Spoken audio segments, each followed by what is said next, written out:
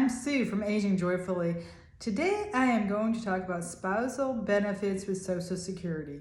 Steve and I made a video earlier about Social Security and when we wanted to take it. In that video, we were leaning towards me taking it at 62 and Steve being 70. We had always thought that because I didn't make much money, I would take it at 62 and we would delay his until 70 so that I would get a bigger check. But we were not aware of spousal benefits. We thought it was only our Social Security that we're taking and then survivor benefits, and that is when one of us is to pass away. We were not really aware of spousal benefits, and that kind of changes the scenario. So this video is, I want to say I am not a professional financial advisor. This is not intended for people who are going to retire in the next month. If you're going to retire, I highly recommend you call this 800 number, that is Social Security, and you visit your local Social Security office.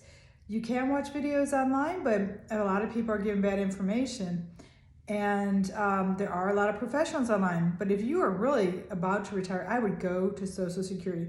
And what I have researched said that if you don't specifically ask them and say, I would like to receive my maximum benefit, they can tell you any benefit. So you need to specifically say, I want to receive the maximum benefit, and they will help you get that amount. So this video is intended for just to put an idea in your head. If you're in your 40s, 50s, think about all the nuances in Social Security. It is so complicated. There's so many variables that it's the toughest decision you'll ever make. I'm embarrassed to say that I have a degree in finance and Excel, I have mathematical calculations, and I have found this to be the most frustrating thing in my entire life. There's so many different variables. You don't know your life expectancy and your spouse's life expectancy. It's extremely frustrating. I think most people will take Social Security based on when they need the money. It's not based on the best time to take it, but it may be the best time for them because they don't have any money, but that is sacrificing their future for today. When we were on vacation in Charleston, we met a lady who is 80 years old, and she was in outstanding shape. You would have thought she was 70. And she said her and her husband took it, well, she's 3 years younger than her husband. Her husband was 62.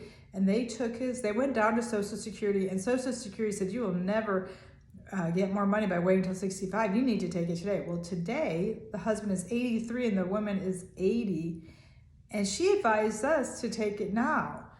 I would think it was the opposite, that they are in their 80s and they're in pretty good health, that they can live to 100. So based on meeting them, that makes me want to delay it even more, because there's all these tables on life expectancy, and once you reach 65, you are expected to live so much longer because you're assumed to be very healthy if you reach 65, so you're probably gonna live another 17 to 20 years.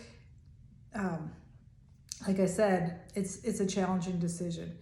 But first of all, I'm going to give you some facts about taking spousal benefits. First of all, you must be 62 years of age to get the spousal benefit. Your spouse must have already claimed Social Security. Once I reach 62 and Steve is not yet 70 or whatever he's taken, if he has not taken Social Security, I cannot get Social Security. He has to claim it. That's a big factor right there.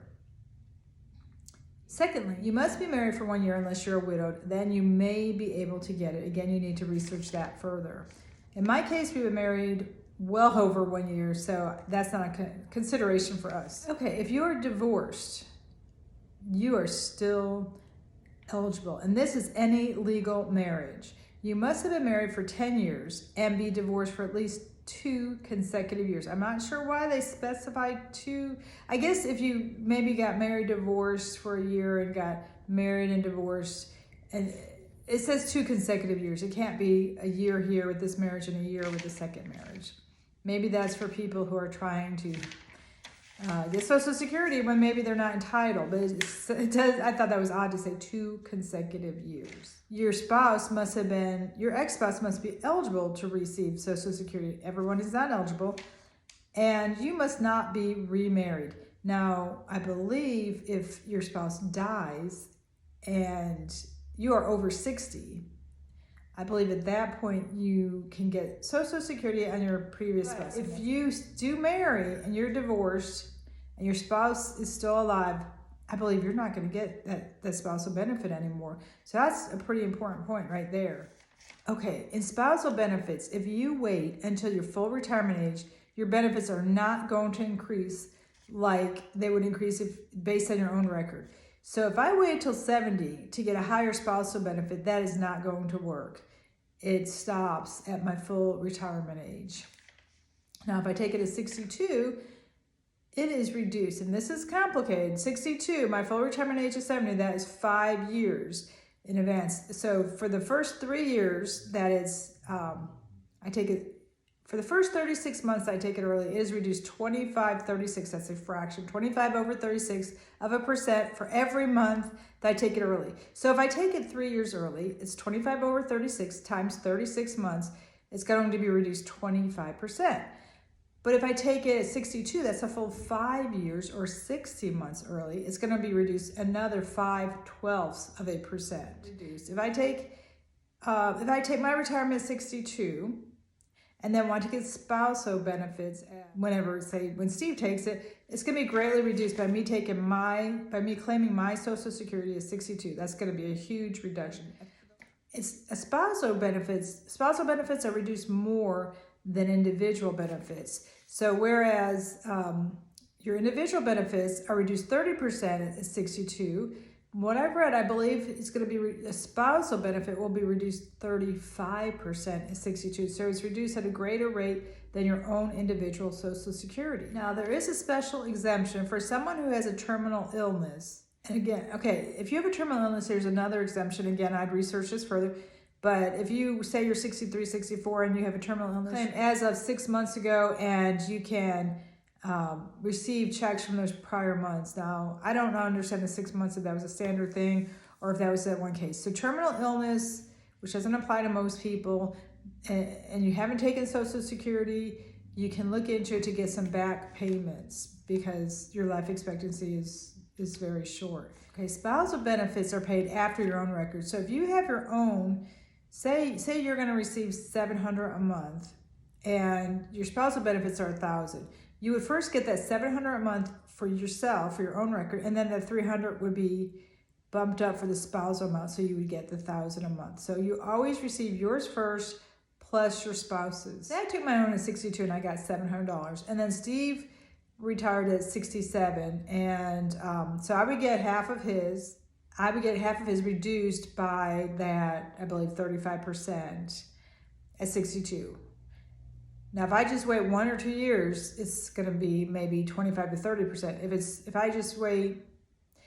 I take it at 64, it's reduced 25%. So between 62 and 64, it is reduced another 10%, from 25% reduction to 35% reduction. If you are going to the Social Security office and your spouse has passed away, there's lots of paperwork to bring with you. I've made a list, so I'm going to be looking at the list to read this. Of course, a death certificate, a birth certificate, W-2 forms, last year's tax return, or if you're divorced, a final divorce decree or a marriage certificate.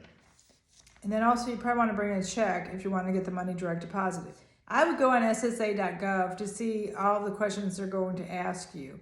I think because of all these records, Steve and I are going to order our birth certificates because ours are so old. I only had my original one when I started kindergarten. I don't think my parents ever got one until I started kindergarten, and it's all ripped and tattered, and Steve's is pretty old as well. He only has one. So I think we're going to order birth certificates. You know, you should have all your records in order, your marriage certificate, birth certificates, your tax records. Sure does get confusing. No. Do not delay if you can't find these documents. Do not delay in filing if you can't find these documents. Social Security will help you get all these documents. At this point, we are more confused than ever. Steve is past 62, so he clearly didn't take it. There was no way we were in any condition to take Social Security when he was 62. It was such a low amount, and we knew he needed to keep working. We needed the health insurance. There was no way that was even on our radar to retire at 62. But now we are considering it. Most likely it will be 2 to 5 years. It is a very personal, very challenging decision.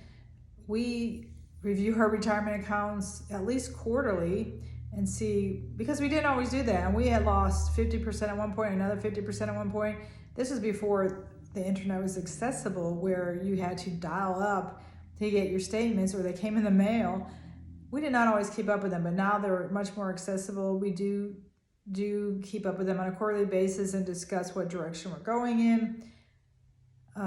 We're trying to make better financial decisions along with better health decisions. So at this point, I'm thinking I may wait till 64. I mean, if we don't need the money, I don't know.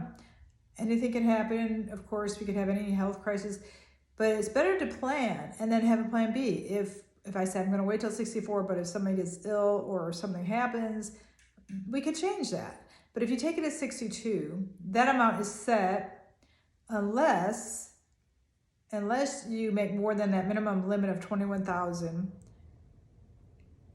You make more than that, and they withhold $1 for every $2. Once you get full retirement age, they will recalculate your payments. I'm sure it's more favorable for Social Security than for you.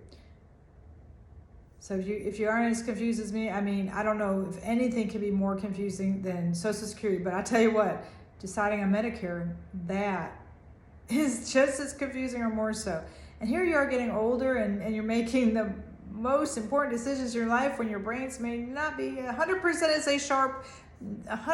sharp as they were when you were 20 to 30 years old.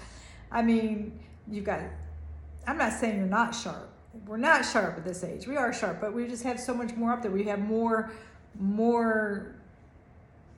consideration, more retirement accounts, more things to keep aware of. When you're 25 or 30, you don't have, I don't know. We didn't have all the responsibilities that we have today. So we didn't have all the information there. So I don't know. Comment below, because I'm sure you will. I'm sure you will comment and tell me what I got wrong. But one thing I do want to clarify is a lot of you think there is no Social Security trust fund.